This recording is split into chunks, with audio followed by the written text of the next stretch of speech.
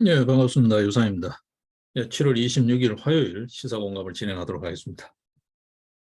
예, 경찰의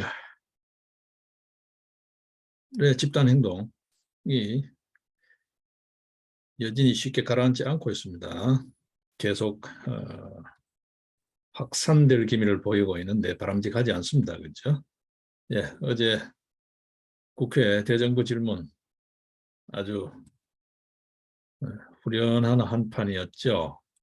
네티즌들도 아주 열광하고 있는 것 같아요. 사극 보는 줄 알았다라고 열광하고 있는 것 같아요.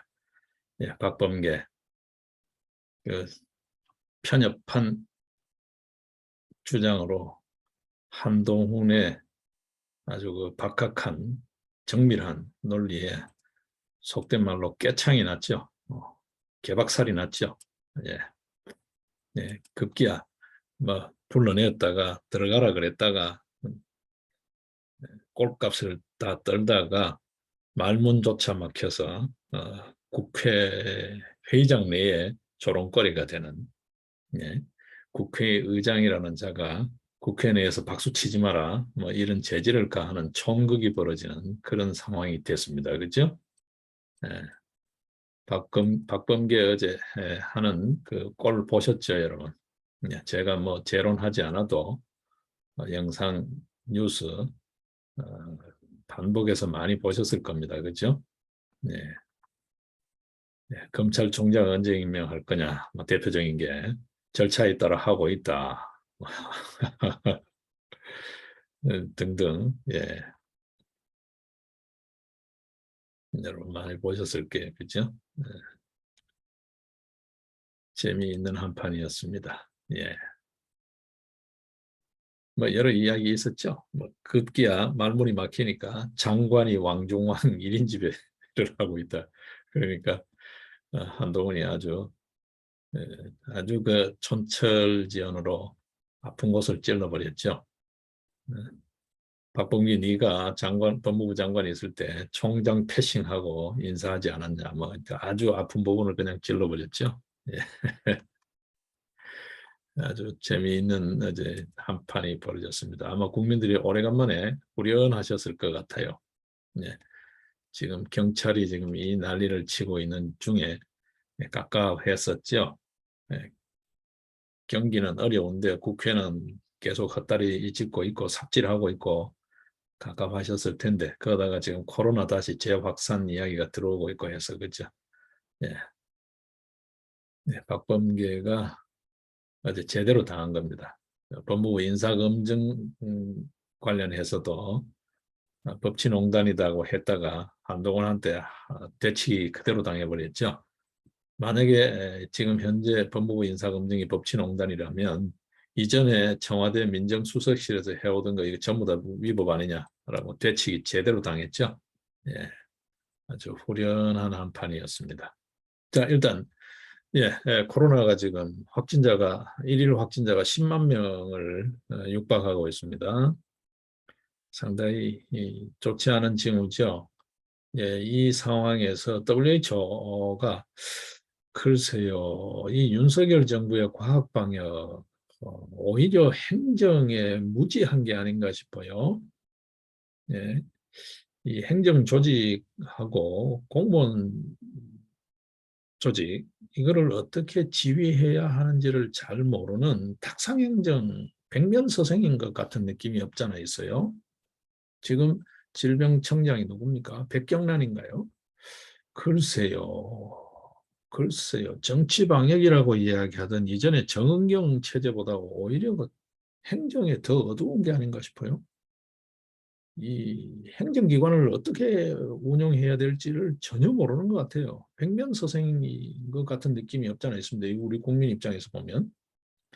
WHO가 지금 원숭이 두창 관련해서 국제공중보건 비상사태를 선언했잖아요. 엊그제. 이미 원숭이 두창이 70여 개국에서 발병했고 그 확산세가 심상치 않다는 거죠. 굉장히 빠른 확산세를 보이고 있어서 이 코로나와 같은 수준의 경계경보, WHO 경계경보를 발령했는데요. 소위 국제공중보건 비상사태를 선언을 했는데 지금 우리 지금 윤석열 정부 질병청에서는 무슨 이야기를 하냐 하면 전방위 확산 가능성이 낮다라고 하고 있어요. 이게 근거가 무슨 근거인가요? 이 지금 과학 방역하겠다고 했는데 근거가 뭐 좀 제시돼야 되지 않을까요? 치명률도 우려할 수준이 아니다. 이 딱 두 마디예요. 전방위 확산 가능성이 낮다. 치명률이 우려할 수준이 아니다. 이게 질병청 입장이에요. 근데 일본에서 나오는 이야기를 보게 되면 유아나 임산부 같은 경우에는 굉장히 중증 우려가 있다는 이야기가 일본에서는 들리고 있거든요. 예. 지금 질병청 이야기는 겁니다. 국내에 한 명이 지금 확진된 이후에 추가 사례가 없다라는 거예요. 이게 지금 외국인이 무시로 지금 출입하고 있는데, 그렇죠? 지금 WHO에서 하는 이야기는 그거거든요. 원숭이 두창이 전파 방식이 새로운 방식으로 자꾸 이렇게 바뀐다, 업그레이드 된다는 이야기죠. 그렇게 확산되고 있고, 지난 한 주 동안에 전 세계에서 4,100명의 추가 감염자가 나왔다는 거예요. 자, 지금 뭘 믿고 이 정부는, 그러니까 미리 대비를 하는 게 과학 아닌가요? 어? 미리 대비하고 만약에 사태가 생기게 되면 그거를 잘 수습하고 이게 과학 아닌가요? 자꾸 이렇게 안심시키는 선전술이라고 해야 되나요? 홍보전에 치열하는, 집중하는 게, 치중하는 게 과학 방역인가요? 이거 정치 방역 때 봤던 거 아닌가요? 지금 초기부터 코로나 때도 그랬죠. 문재인 정권 때 2020년도 그 3월 달, 2월 달 이럴 때요. 조선족 출입부터 좀 막아라. 중국인 출입을 막아라. 검역을 강화해라 할 때 막 풀어놨잖아요. 그래 놓고는 대구에 전부 대구 신천지 대구에 막 갖다 덮치우고 대구 봉쇄 뭐 지역 봉쇄 이야기까지 하고 지역 혐오를 부추기고 그렇게 했죠. 문재인 정권. 그래서 나중에 어떻게 됐습니까? 엉망진창이 돼버린 거죠. 그럼 계속 정치 방역을 한 거잖아요. 옥죄었다가 풀었다, 옥죄었다 풀었다 5년 내도록 잘 갖고 놀았죠. 국민을 갖고 국민 민생 생활을 갖고 잘 갖고 놀았죠. 그러다가 막판에도 또 떨이를 해버렸어요. 예. 지금 그 떨이한 뒤 감당을 어떻게 수습할지를 모르고 그대로 지금 수수방관하고 있는 게 과학 방역인가요? 원숭이 두창 이것까지 지금 이야기되고 있습니다. 원숭이 두창이 지금 현재까지 감염된 사람이 75개국에 16,000명대라고 해요. 이게 적은 숫자인가요? 지금 뭐 WHO의 지금 입장은 코로나 수준이라는 거예요. 예? 국제공중보건 비상사태의 이 수준이 코로나19와 같은 최고 수준이라는 거예요. 자, 그런데 우리나라 확진자 한 명밖에 안 나왔다? 전방위 확산 가능성이 낮다. 치명률이 낮다. 이 소리 하고 있어요. 미리 준비하는 게 과학 아닌가요? 참 제가 적어도 방역은 그래도 뭐 과학 방역을 하려나 했는데 문재인 정권 때 그렇게 지금 어떤 의미에서 반대 입장을 표명하고 강경하게 이야기하던 사람이 방역 책임자가 됐어요. 근데 뭘 하고 있는지 감감무소속이에요. 함흥차사예요. 여러분 아시다시피. 자, 그렇다고 보면 그 분야의 전문 식견은 있는지 모르지만 그러니까 남 하는 거에 코멘트 다는 능력, 토다는 거야 누구나 하잖아요.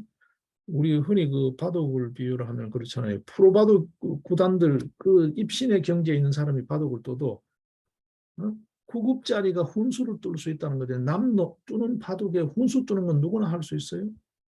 직접 떠보라는 거지.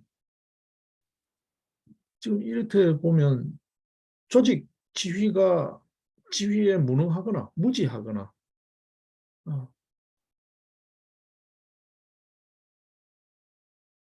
공무원들을 적재적소에서 일하게 할 수 있는 그런 어떤 행정 능력이 완전히 꽝이라는 거죠. 어, 정말 무능하다는 거죠. 뭘 해야 될지 허둥댄다는 거죠. 지식은 있는데 이 지식을 활용할 줄 모르는 거죠. 근데 가만 보니까 지금까지 나오는 태도를 봤을 때 코로나에 대한 대처도 그렇고 지금 10만 명 확산될 때까지 뭐 대책이 없잖아요. 병실 늘렸다는 소리 여러분 들어보셨습니까? 네? 치료 인력 확보했다는 거 들어보셨습니까? 그 지금 그 오랫동안 장기간 그 현장에 투입되고 있는 인력들에 대한 처우가 좀 뭐 개선됐다는 거 들어보신 적 있습니까? 검사소 줄인 거, 검사소 70개 임시 선별 검사소 지금 늘어나니까 만들겠다 그래 놔놓고 그것도 다 못 만들어가지고 10개, 올 2월 달까지만 하더라도 전국에 그런 300개소가 있던 검사소, 그거 문재인이 떨이하면서 다 없애버린 거잖아요.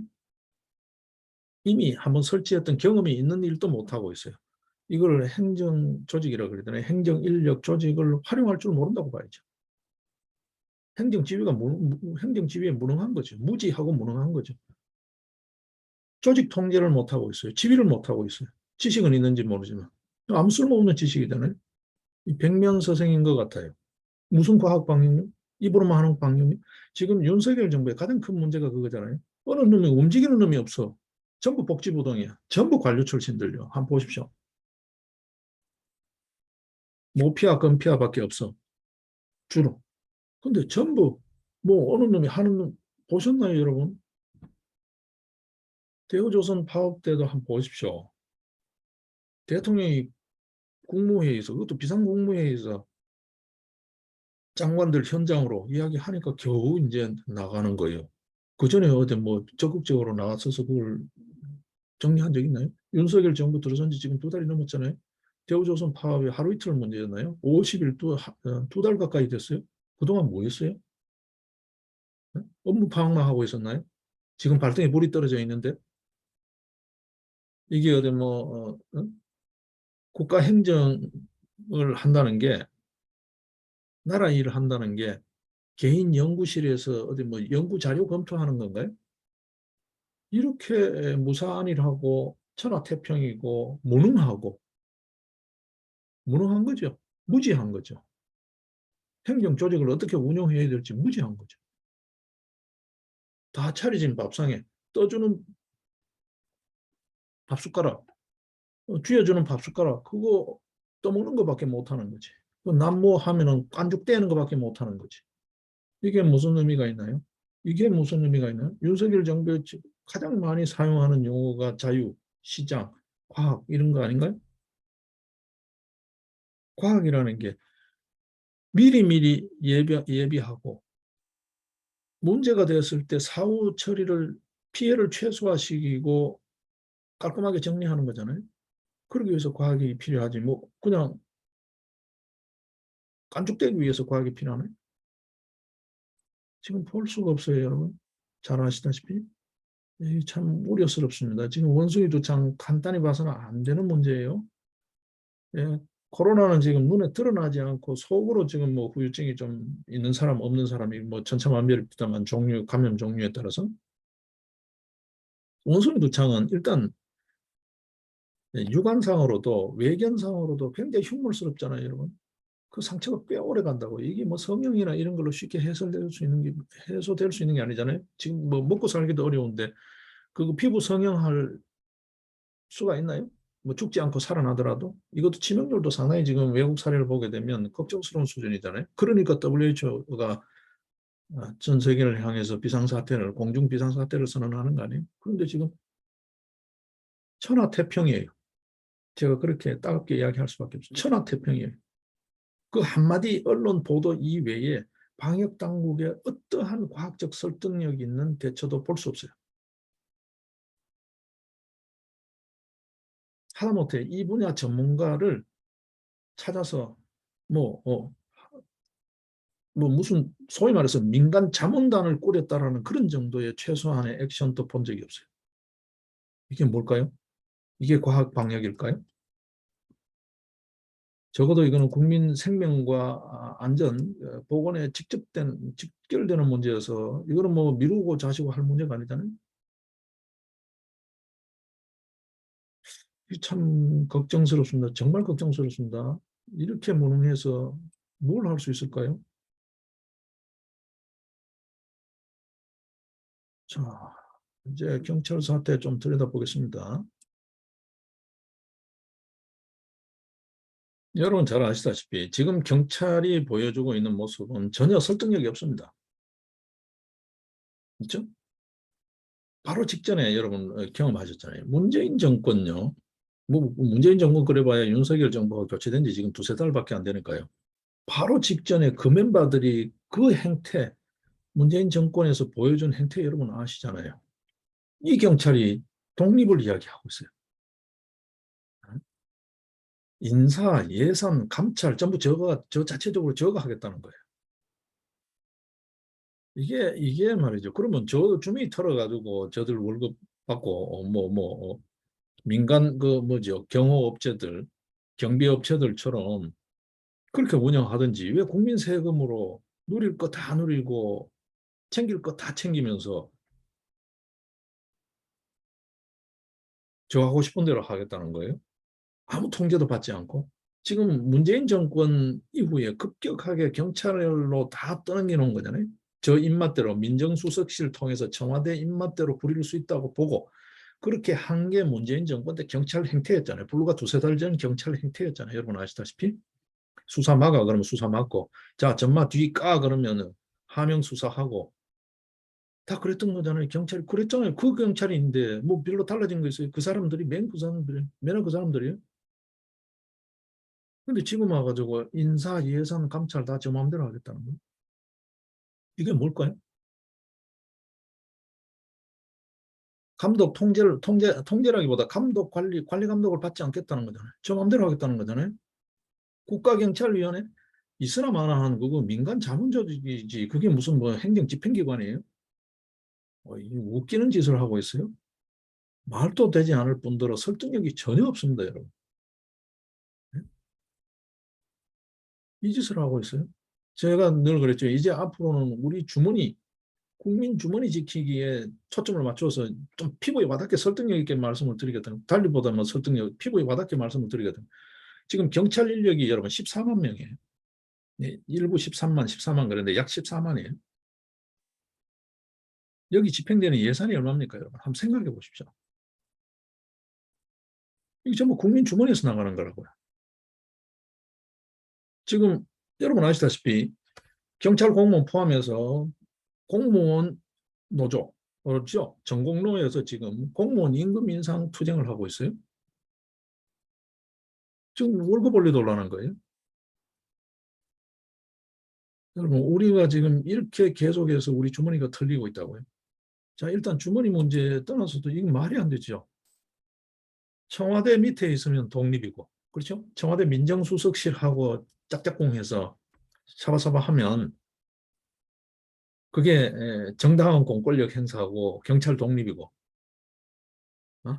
행안부 통제를 받으면 경찰청은 원래 행안부 직속 행정기관이잖아요. 지금 정부 조직법상.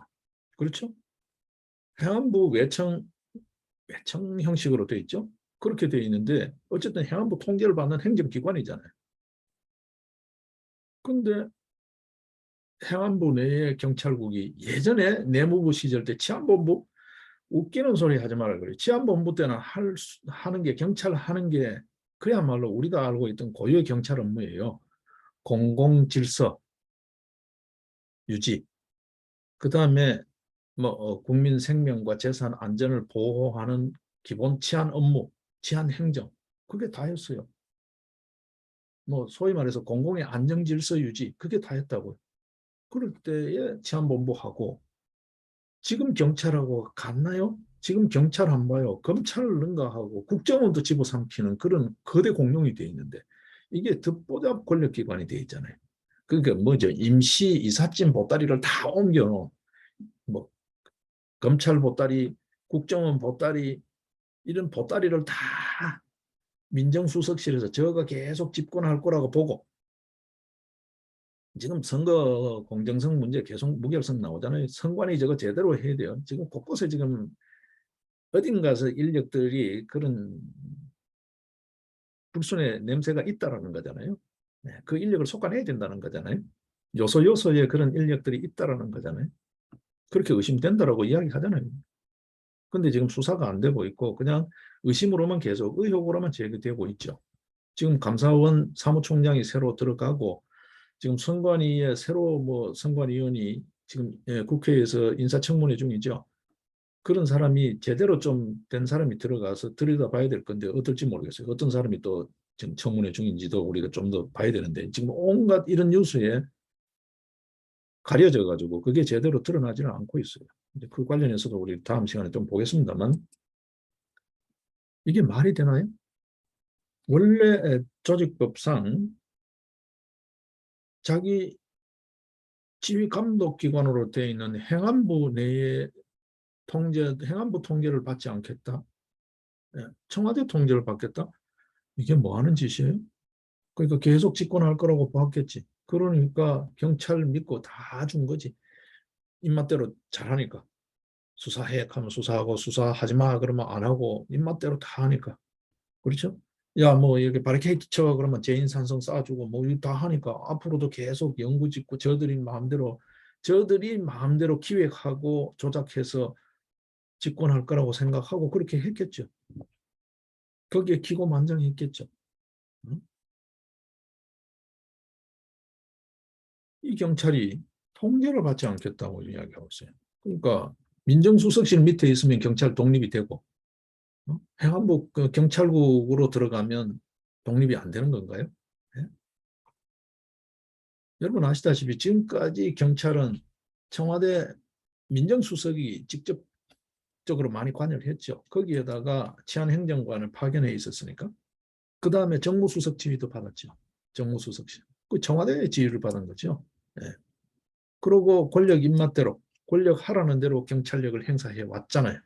문재인 정권 특히 5년을 보시면. 대표적인 사례들 여러분들 보시면 아시죠? 네?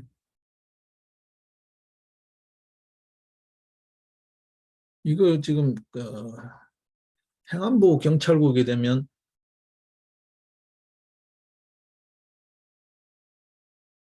경찰 독립이 훼손된다? 이거는 말이 안 되는 소리입니다. 자기네들이 바로 직전에 한 이력이 있는데 이거를 어떻게 대명천지에 버젓이 이런 이야기를 부끄러운 도 없이 뻔뻔하게 이런 주장을 할 수 있나요? 네? 그렇지 않나요, 여러분? 지금 일부에서는 그런 이야기를 해요. 일부에서는 경찰법상 이게 맞지 않다라고 주장을 하는데 말이 안 되죠, 여러분. 네? 어떻게 되어 있습니까? 경찰법 34조 어떻게 되어 있습니까? 치안 사무를 관장하기 위해 행정안전부 장관 소속으로 경찰청을 둔다라고 명시적으로 규정하고 있잖아요. 그렇죠? 정부조직법, 경찰법이 아니라 정부조직법 34조를 보십시오. 그렇게 되어 있잖아요. 네? 민주당 쪽의 일부 의원들이 그 34조 한 귀투머리만 보고 34조에 치안이라는 게 없다라는 거지. 그래서 이게 정부조직법 법률 위반이다라고 주장을 하는데 34조 제대로 보라고요. 34조 5항, 1항, 5항까지 쭉 한 보라고요.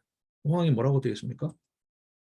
네? 치안 사무를 관장하기 위해서 행안부 장관 소속의 경찰청을 둔다라고 되어 있잖아요. 왜 딴소리를 해요? 이 경찰이 여러분 한번 보십시오. 무슨 짓을 했는지 여러분 우리 한번 기억을 더듬어 볼까요? 울산시장 문재인의 30년직이라는 울산시장 선거 개입 하명 수사 경찰이 한 거죠. 민정수석실 지시에 따라서 그 당시 김기현 지금 뭐 원내대표 했다가 지금 했던 국힘당 김기현 여기에 하명 수사했죠. 지금 재판 계류 중이죠. 예. 이 수사도 문재인 정권 때 워낙 탄압을 해서 재수사가 필요하다는 이야기까지 나오고 있어요. 그렇죠? 지금 보게 되면 재판 진행 중인데 계속해서 증언 거부를 하잖아요. 잡아떼고 있잖아요. 그래서 이거 재수사가 필요하다. 수사가 계속 잡아떼면 이 수사가 부실해서 이런 문제가 생긴다는 거죠. 잡아떼면 증거 불충분으로 혐의에서 벗어날 수 있다고 생각하는 거죠. 그래서 이거 전면적인 재수사가 필요하지 않냐는 이야기까지 나오고 있어요. 청와대 하명 수사 있었습니다. 그 짓 했어요. 여러분 아시다시피. 그 다음에 드루킹 때 어떻게 했나요? 여러분? 예, 초동 수사 엉망을 했죠. 다 덮어버렸죠. 어떤 의미에서. 그러니까 들킨 수사가 제대로 되지를 않았습니다. 여러분 아시다시피. 예. 심지어는 수사를 흐지부지하게 한 것뿐만이 아니라 수사를 뭉갠 것뿐만 아니라 증거인멸까지도 경찰이 도운 혐의를 받고 있죠. 이게 경찰이었습니다. 지금 현재 일선 경찰 수사들요. 여러분 잘 아시잖아요. 네? 교통사고 건 처리하는 거에 있어도 민원인들의 불평불만이 꽤 많죠. 이게 심지어는 수사 기록까지 뒤바뀌기도 하고 여러 불평불만들이 많잖아요. 네? 자, 그 다음에 뭡니까? 그 이용구인가요? 법무부 차관. 네.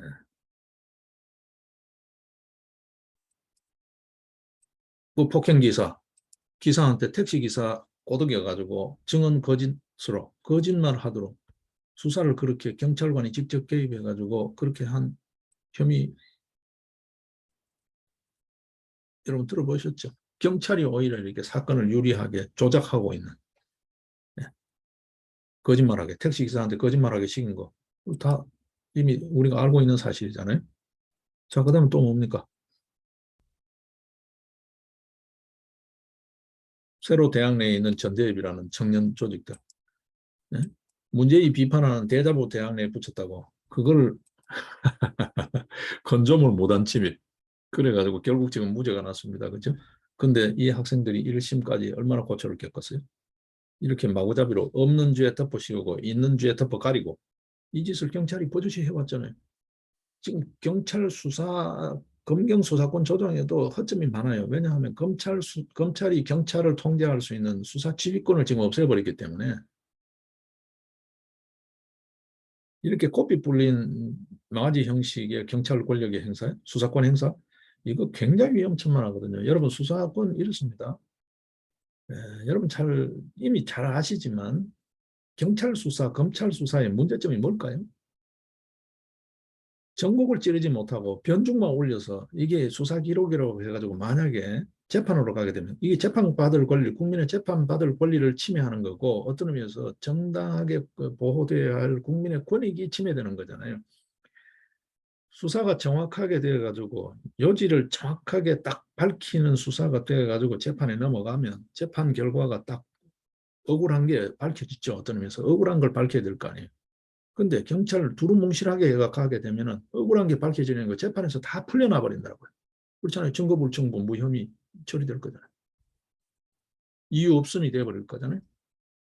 그러면 이 피해는 이 권리 구제는 누가 할 거냐는 거죠. 그래서 경찰 수사에 여러분, 좀 그냥 피고 와닿게 보면 그렇습니다. 법을 전공해 가지고 어떤 의미에서 변호사 자격을 갖출 정도의 법률 전문 지식이 있는 사람하고 그냥 구급 공무원 형소법 공부, 형법 공부한 사람하고 이게 그런 거예요. 법률 이론에서는 법원에서 그 재판을 하는 과정에서 사법부에서 판단할 때는 이제 논점을 굉장히 정치하게 다투잖아요.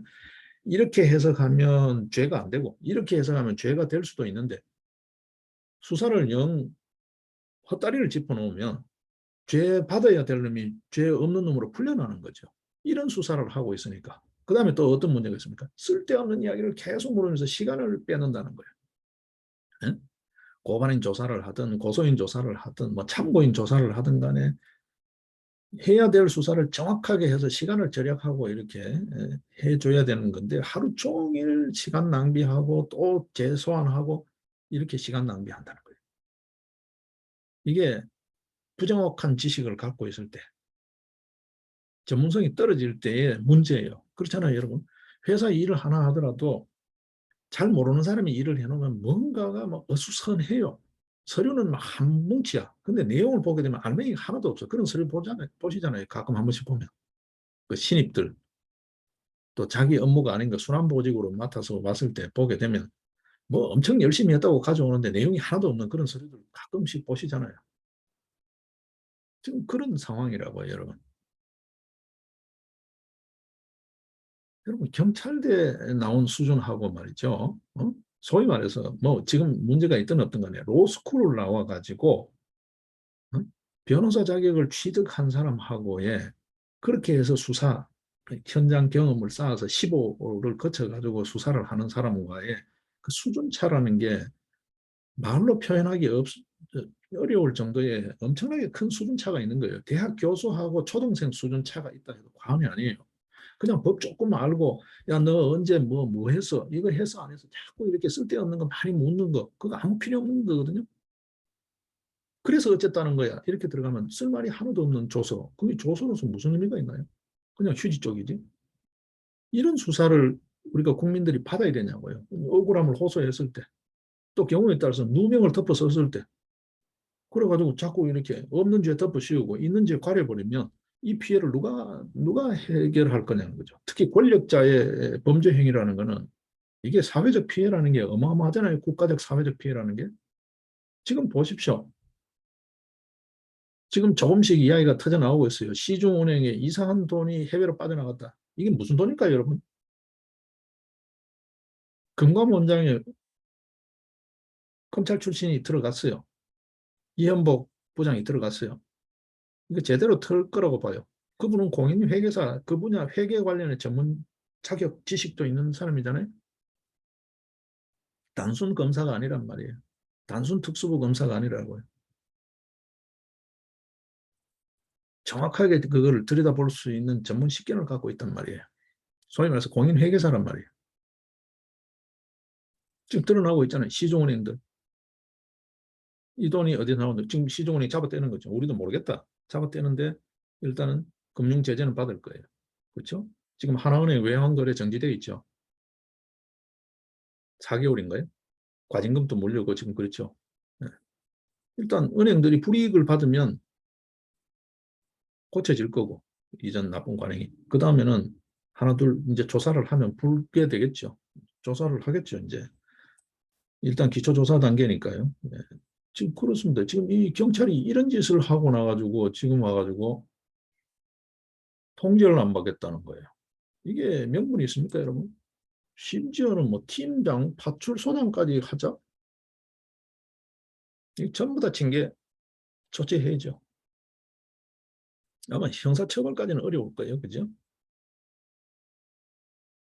명령불복 정도를 가지고 형사처벌을 한다? 이건 조금 어렵죠. 군조직이 아니고 경찰 조직인데, 예, 국가공무원법상의 어떤 뭐 품위유지 의무, 명령불복종 뭐 등등 이런 등등 해가지고 징계 사유로 해야 되겠죠.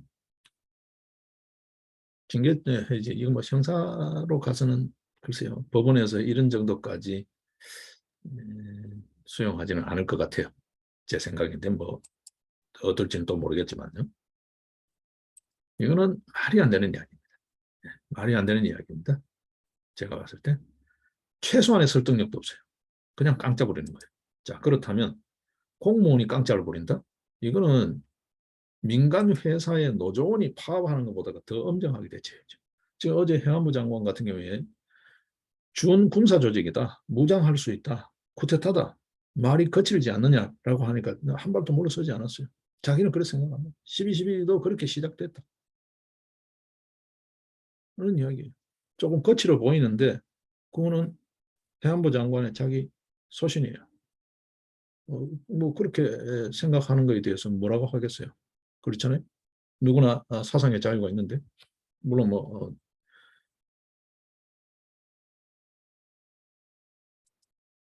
행정부의 한 그 국무위원 입장에서 장관 입장에서 그런 표현을 하는 건 조금 거칠어 보입니다만 어쨌든 뭐 그런 생각을 하는 거는 자유잖아요. 표현하는 거가 조금 거칠어 보인다는 거지. 근데 어떤 형태로든 간에 지금 이런 방식으로는 되지 않을 것 같아요. 지금 이상민 장관 말이 그러잖아요. 경찰은 물력, 그다음에 강제력, 그다음에 무기도 소지할 수 있다. 근데 이 사람들이 명령을 위반하고 한데 모여서 회의를 한다? 있을 수 없다라는 거죠. 자기는 그렇게 생각한다는 거예요. 이게 12.12 수준이다라는 거죠. 예, 이게 뭐 글쎄요. 사법 절차는 조금 어려울 것 같아요. 어려울 것 같은데 어쨌든 그런 이야기를 하고 있어요. 이게 단순하게 징계 사유를 넘어선다라고 자기는 본다는 거죠. 이 판사 출신이잖아요. 이 지금 이상민 장관. 네.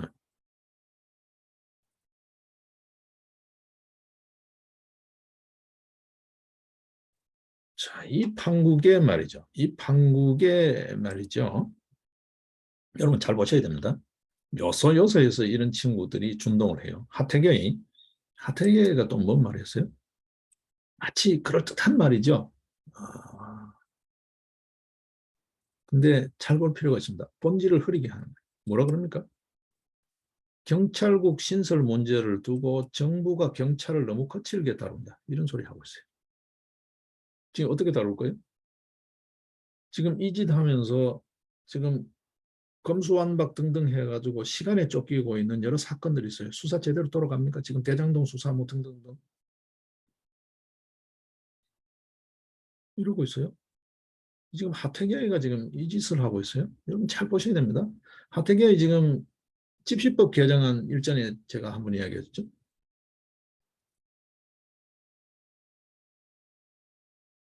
이것도 이 짓 하고 있어요. 뭐 어떻게 해야 될 거냐? 뭐 어떻게 해야 될 거냐? 잘 다독여서 설득하라는 거예요. 거칠게 다루지 말고 충분히 대화 시간을 갖고 설득하는 시간을 가져라는 거예요. 누구나 할 수 있는 소리예요. 지금 이 판국에 지금 이게 말이라고 하는 거예요.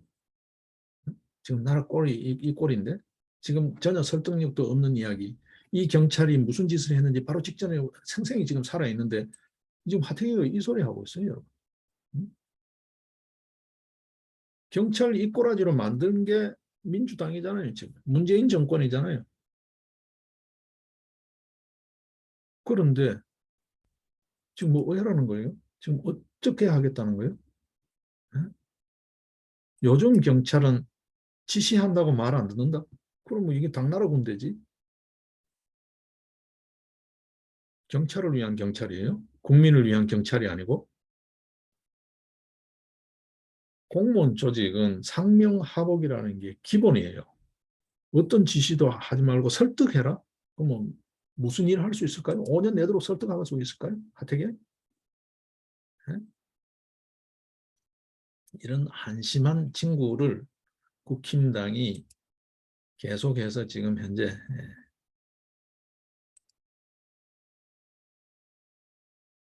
당 내의 요직에 계속해서 이리저리 안치우고 있습니다, 여러분.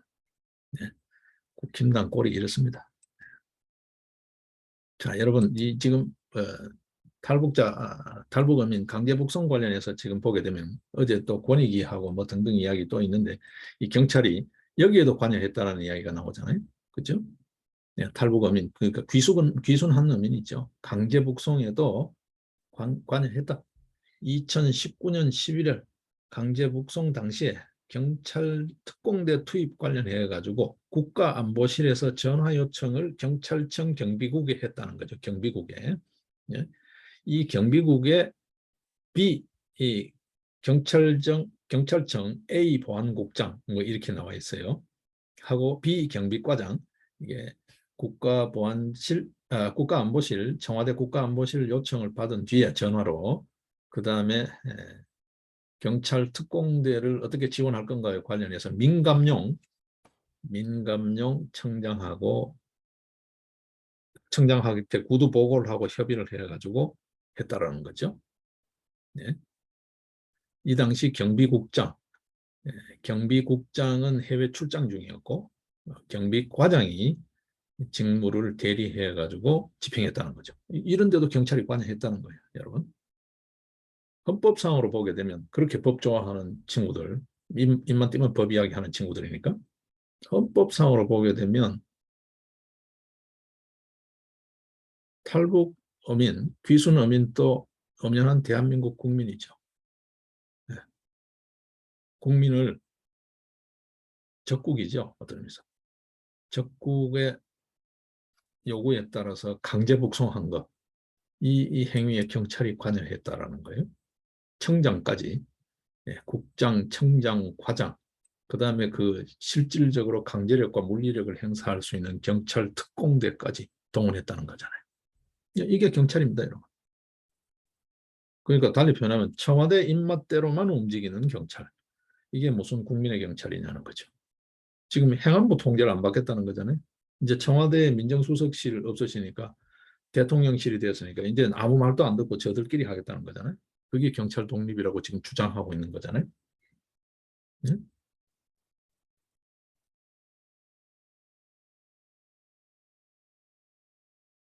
자, 이제 뭐 강제부송 이야기 나왔으니까 국민권익위 전현희 무슨 소리 합니까?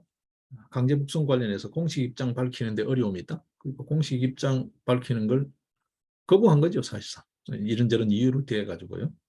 근데 국가인권위원회는 뭐라 그랬어요? 강제 추방은 헌법 10조 인간의 존엄성과 12조 신체의 자유를 침해할 가능성이 있다라고 국가인권위원회는 그렇게 했어요.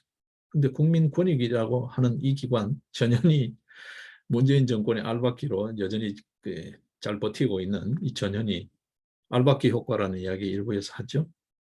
네, 입장 밝히기 어렵다. 네, 입장 거부예요. 이게 지금 권익위입니다, 여러분. 권익위 여러 사례들 있었습니다. 그죠? 네, 계속 그러고 있습니다. 자, 여기 정의당. 정의당이 어차피 정의가 없다, 사라진 지가 옛날이지만 지금 비교섭 단체로 대표 연설을 했는데 국회에서 내용도 없고요. 내용도 없고 지금 윤석열 정부 수사하는 거 하지 마라 뭐 이거밖에 없잖아요. 소위 말해서 그걸 적폐청산이라고 이름을 붙여놓고 네? 북송 어부 사건은 남북관계 특수성 때문에 빚어진 거다. 네. 적폐청산 끝내라 이런 거죠. 네. 조사 수사 중단해라. 네. 역시 정의당 다운 본색을 드러내고 있습니다. 이제 뭐 정의당에 기대하는 사람 없잖아요, 이제. 그렇죠? 이번 지선에서도 드러났다시피 신생 정당에 비해서도 오히려 더 못하죠. 그 통진당 후신보다가 더 못하게 됐죠. 예. 자, 또 나오는 이야기가 그거예요. 이 강제북송 관련해서 자료가 없다. 자료. 인수인계 자료에 혹시 있나 싶어서 찾아보니까 자료가 그 표현이 보면 그렇습니다. 놀라울 정도로 자료가 없다. 이놈들이 다 지금 삭제, 폐기 뭐 이렇게 다 했다라는 거죠.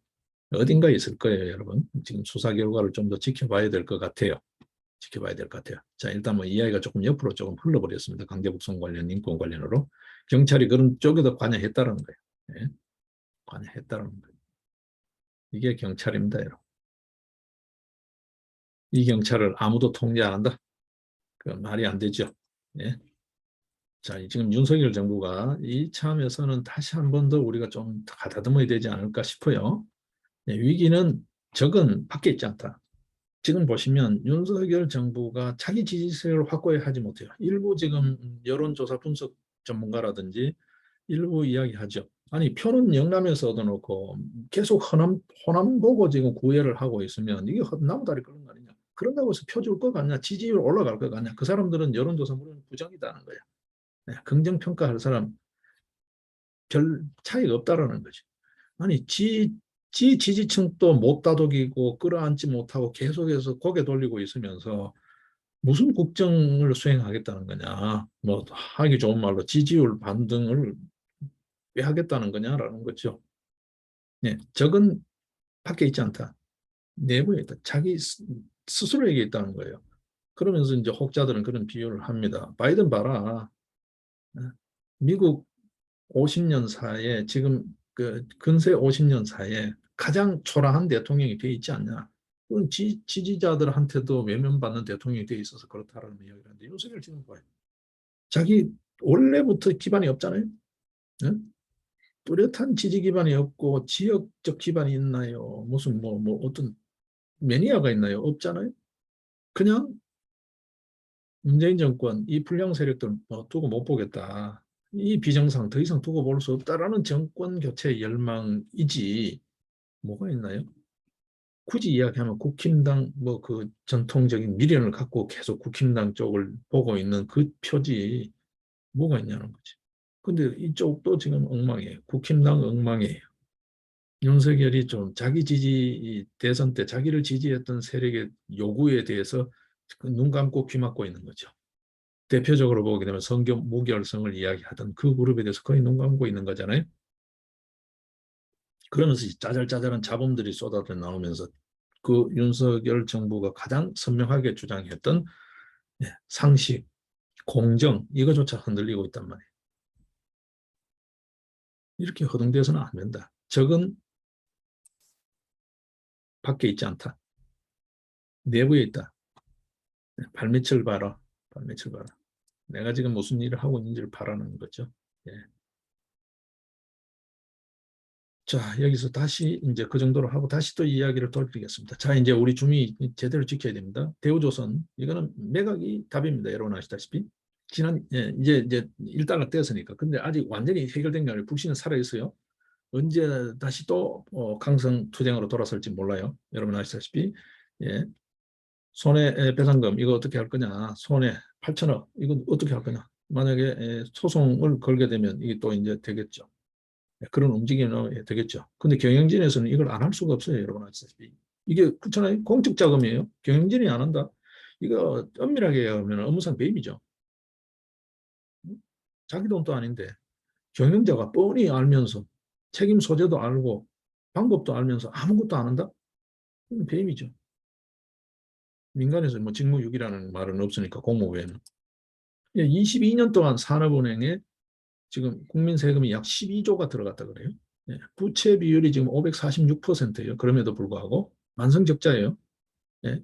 최근 10년간 누적 순손실액이 7조 7천억이에요.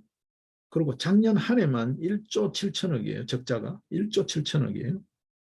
근데 뭐 대우조선은 어디 뭐 공무원이에요. 그러니까 혹자들이 비아냥되잖아요. 국민 세금으로 월급 받는 준 공무원이다. 라는 이야기가 나와요. 그렇죠. 이게 지금 흑자로 이 기업이 바뀔 수 있을까요? 경영 정상화가 될까요? 장담할 수 없죠. 거의 어렵죠. 독자 생존할 수 있을까요? 못한다고 봐야 되겠죠. 그게 상식이죠. 그죠? 못한다고 봐야 되겠죠. 네? 근데 이게 노측만 그런 게 아니에요. 노조 쪽만 그런 게 아니에요. 사측도 도덕적 회의, 소위 말해서 모럴 해저드에 빠져 있는 거, 도덕 불감증에 빠져 있는 거예요. 내 돈이 아니니까. 네. 이게 이제 만년 부실 기업이죠. 만년 부실 기업이죠. 지금 보십시오. 대우조선의 경영진이라는 게 다 낙하산이에요. 뭐 지금 현재 대우조선 문재인 정권 알박기라고 해도 과언이 아니에요. 네? 그러니까 뭐죠? 이게 잘못했다는 거를 감추기 위해서 분식 회계를 밥 먹듯이 하는 거예요. 네? 대우조선 분식 회계는 계속 어제 오늘 문제가 아니잖아요. 대우조선이 그렇게 IMF 때 쓰러질 때도 분식 회계가 문제였죠. 네? 분식 회계 이걸 밥 먹듯이 한다는 거예요. 노조는 어느 정도냐 하면 지금 현대중공업하고 잠깐 저 뭐죠 M&A 이야기가 나왔었죠. 근데 EU 본부에까지 찾아가가지고 자 유럽에 있는 거 어딥니까? 브뤼셀입니까? EU 본부까지 찾아가서 합병 반대 투쟁하고 그랬어요. 네, 결국 그걸 무산시킨 거죠. 네? 이거 독과점 시비 걸면서 그 불공정 행위로 EU에 가서 그 난리를 친 거잖아요. 네. 지금 이러고 있습니다. 이러고 있습니다. 지금 대우조선이 제일 문제되는 게 지금 뭐 잠수함 이런 쪽, 방산 쪽 관련하면 그런 쪽이 이제 있는데 분리하면 되죠. 민수, 군수 분리해서 매각하는 방안도 생각해 볼 필요가 있고 여러 방안이 있다. 그래서 매각이 답이다. 매각이 답이다. 예. 지금 그런 이야기가 뭐 이구동성으로 나오고 있습니다. 대우조선은 매각이 답이다. 계속 이렇게 끌어가서는 안 된다. 뭐 공무원 조직도 아니고 국민이 계속 언제까지 먹이 살리는 거냐는 거죠. 그리고 이번 8천억 반드시 책임을 물어야 한다라는 게 뭐 제 생각입니다. 뭐 대부분의 사람들도 그런 생각들을 하고 있는 것 같아요. 여기 봐야 되고요. 은행 돈인 것 같지만 여러분 한번 보십시오. IMF 때 이 금융기관들 금융구조조정이라는 이름으로 공적 자금이 얼마나 투입됐습니까? 이 공적 자금 날름날름 이게 먹어버리고 그냥 입 닦아버리는 게 우리 사회에 그 길을 들인 게 바로 금융기관이거든요. 이 금융기관들이 이상한 돈거래를 지금 하고 있는 게 다 밝혀지고 있죠. 여러분 아시다시피. 예, 신한은행 1조 3천억, 우리은행 8천억. 근데 추가로 또 더 나온 게 있어요. 그 다음에 하나은행이 최근에 또 1조 원대 금액이 또 포착이 됐다는 거예요. 신한, 하나, 우리. 지금 근데 계속 들여다보겠죠. 이제 더 확대할 겁니다. 더 나올 수도 있다라고 봐요. 제가 들은 게 있기 때문에. 네. 그 다음에 지금 현재 이 자금 흐름을 은행기관에서는 모르겠다라고 하는데 제가 들은 게 있어요. 제 차원에서도 첩보한 게 있다고요. 네. 굉장히 불량한 돈으로 정처 모르게 여기저기 부서를 통해서 여기저기로 뿌려지고 있다는 걸 제가 들은 적이 있거든요. 그 최종 귀착지는 어디다라는 이야기까지 들은 게 있어요. 그까지 제가 언급을 구체적으로 하지는 않겠어요. 제가 들은 게 있다고요. 아마도 검찰 쪽에서도 그런 첩보가 있지 않았을까 싶어요. 제가 듣는 정도니까. 네. 거기에 아마 금융감독원장으로 금융경제범죄 특수통이 지금 내정됐지 않았을까? 그렇게 들어가 있지 않았을까? 그래서 이게 면밀히 들여다보는 게 아닐까라는 생각을 해요. 저는. 근데 조금 지금 이제 다른 뉴스들 지금 뭐 경찰 이야기 뭐 등등 이런 뉴스에 지금 가려져 있는데요. 차츰 이게 드러날 거라고 봐요. 드러나면 우리가 상상할 수 없는 이전 정권, DJ 정권 때 대북 송금 사건, 그 뭐 5억 달러 이런 정도 이야기 나왔었잖아요. 그 규모와는 사뭇 다른, 전혀 다른 형태의 이야기를 볼 수 있지 않을까 싶어요. 그럴 수도 있다. 도보다리 USB 보다가 오히려 폭발력이 적지 않을 거다라는 생각도 해요. 제가 들은 바가 있습니다. 굉장히 구체적이고 자세하게 들은 바가 있어요. 그런 정도로만 언급을 하겠습니다. 이게 지금 중국, 일본을 통해서 빠져나갔다는 거잖아요. 네. 네. 문재인 정권 중국 그러면 그렇게 구박받고 지나라 수행 기자가 가가지고 그렇게 피투성이가 되게 얻어 터져도 한마디도 못하는 꼴 보셨죠? 다 이유가 있다. 네. 뭐 다른 어떤 이유도 여러 이데올로기적 이유도 있겠지만 직접적 이해관계에 관련되는 구린 부분이 없지 않을까라는 생각을 강하게 해요. 예.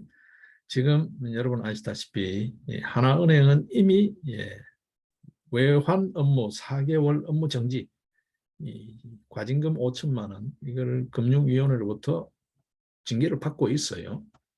그런데 좀 더 들여봐야 된다라는 생각을 합니다. 잘 들여다보겠죠? 네, 보겠죠? 자, 그 정도 하고요. 네, KBS 수신료, 공영방송 수신료, 공영방송 폐지해야 된다라는 게 제 입장입니다. 지금과 같은 이 공영방송, 이제 시대가 변했잖아요. 네, 다매체, 다채널 시대가 됐다고요. 공영방송이 무슨 필요하나요? 예전에는 공영방송이 있어야만 국민의 알 권리도 충족시키고 등등 국민 여론도 통합하는 기능도 있고 등등 여러 가지 있었습니다. 그죠? 근데 지금 공영방송 의미가 없어요. 너무 많아요. 네, 공영방송제 폐지해야 된다. 그리고 어제 잠깐 이야기했던 선거공영제, 선거공영제는 좋은데 지금 선거 공직자 선거법이라든지 등등 그 다음에 정치자금법 관련 등등 있어요. 그것만 하면 되지. 이거를 왜 자꾸 미디어 선거로 몰아가냐는 거지. 실내 선거로 몰아가냐는 거지. 네? 이거 정리해야 된다. 그런 의미에서 선거공영제 정리해야 된다. 국고보조금 등등 이런 거 다 정리해야 된다.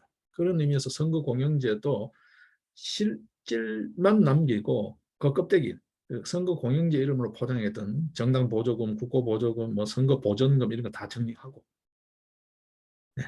그 다음에 미디어 선거 정리해야 된다. 네. 두개표 과정에 뭐 전자개표 이런 IT 이야기 하듯이 미디어 선거도 정리해야 된다. 네. 걸핏하면 선진국 핑계 되는데 이거 정리해야 된다는 거죠. 네. 그런 선거공영제. 네. 지금 이것도 마찬가지입니다. 네. 공영방송 이거 정리해야 됩니다. 저는 공영방송제 자체를 다 없애야 된다 생각해요. 수신료도 폐지해야 되고 지금 마침 프랑스에서 공영방송 수신료 폐지를 정리했어요. 네. 올해 안으로 수신료를 폐지하겠다는 법안을 엊그제 23일 여야 합의로 프랑스 하원이 통과를 시켰어요. 상원도 이번 주 중으로 처리할 거라 그래요. 그러니까 뭐 7월 가기 전에 아마 정리하겠죠. 프랑스는 수신료 폐지를 했어요. 예? 이 공영방송 수신료가 영국 BBC가 원조죠. 예? BBC는 어떻게 됐습니까? 2024년까지 수신료 동결이에요. 근데 우리나라는 지금 어떻습니까? 수신료를 올려달래요. KBS. 수신료 인상안을 지금 제출해놓고 국회에 계류 중이에요. 여러분 아시다시피 2,500원이든 매월 2,500원이든 수신료를 3,800원으로 인상하는 안을 지금 현재 국회에 제출해두고 계류 중이에요, 지금. 예. 예. 이것도 전기요금 수납할 때 전기요금 고지서에 같이 넣어가지고 지금 강제징수처럼 그렇게 하고 있잖아요. 이거 폐지해야 된다고. 분리하라 그래도 계속 분리 안 하고 있죠. 왜냐하면 전기료 걷는 것만큼 그들 자신이 없으니까 안 거칠 것 같으니까 전기료에 얹어가 지금 같이 강제징수하고 있는 거잖아요. 네? 지금 KBS 여러분 한번 보십시오. 뭔 KBS 뉴스 보시는 분들 계시나요? 저는 유튜브에 어떤 이게 클립이 떠다녀도 KBS 거의 건드리지 않습니다. 보는 거는 다큐멘터리 정도 보고 있습니다. 다큐멘터리. 그 외에는 거의 보지 않습니다. 뉴스 아예 안 봅니다. KBS 뉴스는 아예 안 봅니다. 그런 지경인데 이게 왜 필요하냐? 왜 필요하냐? KBS 직원들의 절반이요. 절반이 억대 연봉자입니다, 여러분. 절반이 억대 연봉자예요. 뭐 정확한 퍼센티지는 46.4%라고 합니다만 절반입니다. 소위 방만 경영의 상징이죠.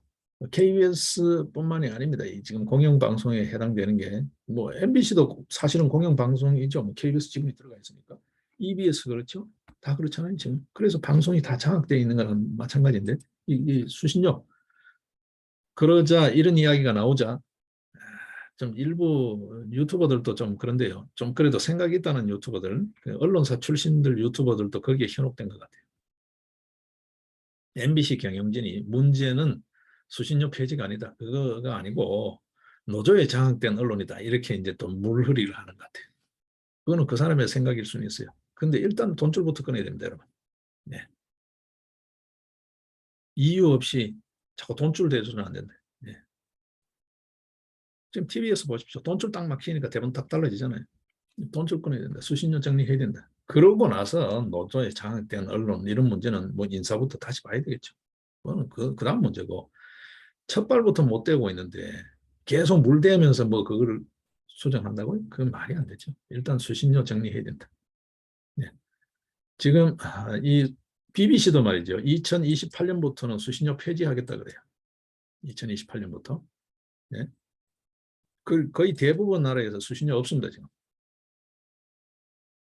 악착같이 수신료를 이제 세금처럼 악착같이라는 표현이 좀 맞죠. 이 나라 실정이니까요. 북유럽, 노르웨이, 스웨덴 그런 일부 국가, 북유럽 일부 국가 국민들이 다 합의한 그 일부 국가는 세금처럼 걷기도 하죠. 그런데 대부분의 나라요. 대부분의 나라는 없습니다. 대부분의 나라 그러니까 경찰 또 기억이 나는데 경찰요, 독일, 그 선진적이라 하는 영국 이런 데도 다 행정부 통제를 받습니다. 네. 수신료 없애야 됩니다. 저는 수신료 없애야 된다는 입장입니다. 이 인상안요? 이건 말이 안 되죠. 계속 계류 중입니다. 국민 여론 눈치만 살피고 지금 선거철 지났으니까 또 기습적으로 올릴 수도 있어요. 이거는 폐지해야 된다. 수신료 폐지해야 된다. 네, 그리고 공영방송이라는 이름으로 그냥 걸터 앉아 있는 이 기관들 전부 민영화해야 된다. 민영화해야 된다. 그래야 뭐죠? 낙하산 인산이 알박기 인산이 이런 소리도 안 나오고 뭐 민영화 해버리면 되니까 민영화 해야 된다라는 입장입니다. 그렇게 우리가 몰아가야 되겠죠. 생각을 정리해야 되겠죠. 그렇죠? 예. 예, 오늘 이야기는 이쯤 정리를 하겠습니다. 예, 윤석열 정부 적응 안에 있다. 예, 자기 발밑을 봐야 한다. 예, 바깥의 이런 문제, 그렇다고 해서 바깥의 문제를 처리하지 말라는 거예요. 더 가열차게 처리를 해야죠. 왜냐하면 지지층들이 요구하는 요구가 있단 말이에요. 상식, 공정, 정의, 그죠? 시장주의 원칙에 충실하라는 거잖아요. 당사자주의. 갖고 이렇게 국민 세금 우리 주머니 축내지 말라는 거잖아요. 우리도 살기 어렵다. 국민도 살기 어렵다. 더 이상 국민 팔지 말고 국민 이용하지 말고 국민 후리 뒤통수 치지 말라는 거잖아요. 그걸 윤석열 정부가 하셔야지. 그게 내 집 식구 다독이는 거예요. 어차피 표 안 주는데 어차피 지지 않았는데 거기 가서 자꾸 이렇게 연목구호식으로 자다 봉창 두드리는 식으로 그렇게 고함 질러 봐야 결국 패가 망신하는 것밖에 없다. 몰락의 지름길로 접어드는 것밖에 없다는 거. 거듭 명심했으면 좋겠습니다. 예, 적은 외부에 있지 않다. 예, 내일 뵙겠습니다. 고맙습니다.